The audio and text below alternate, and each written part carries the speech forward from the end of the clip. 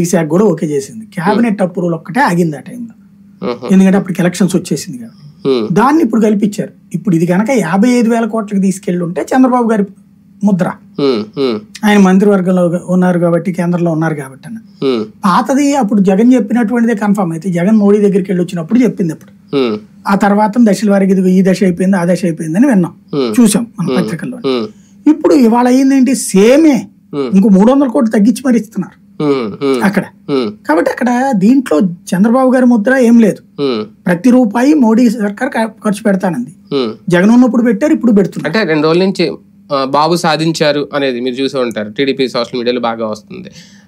ఈ నెల కేంద్రంతో మాట్లాడిన తర్వాత రోడ్లు శాంక్షన్ అయినాయి, ఈ నెల మాట్లాడిన తర్వాతే రాజధానికి సంబంధించి నిధులు కూడా విడుదల చేస్తున్నారు, పోలవరం కూడా పూర్తి చేసేస్తారు. నిన్న కూడా 2025 27 అది చెప్పేశారు, ఇంకా మేము చేసి ఇచ్చేస్తాం అనేది. అంటే స్పెషల్ ఇక్కడ ప్రత్యేక చూపు కేంద్రానికి ఆంధ్ర మీద ఉందా అంటున్నాను. అది సంతోషమే కదా, ఆ ముక్కనన్నా ఫీల్ అవ్వమనండి.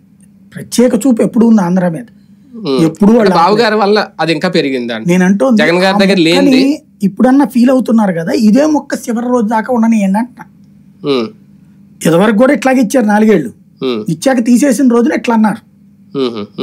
అప్పుడు పోలవరానికి ఇప్పుడు ఏమని చెప్తున్నారు, అప్పట్లోనే 12,000 కోట్ల రూపాయలు ఖర్చు పెట్టిందని చెప్తున్నారు. మరి అప్పుడు 5 పైసలు కూడా ఇవ్వలేదు పోలవరానికి అని ఎవరు చెప్పారు? మనం చెప్పాము, ఆయన చెప్పారా? ఆ రోజున 5 పైసలు కూడా ఇవ్వలేదు, రాష్ట్రం డబ్బులు ఖర్చు పెట్టాం, ఒక్క పైసా ఇవ్వలేదు అని అన్నారు లేదా? మరి ఇప్పుడు ఇస్తున్నారు అంటున్నారు. ఇప్పుడు లెక్క పాతది కూడా ఇచ్చారంటున్నారు. ఏ రోజు ఆ రోజే లెక్కగా ఉంది.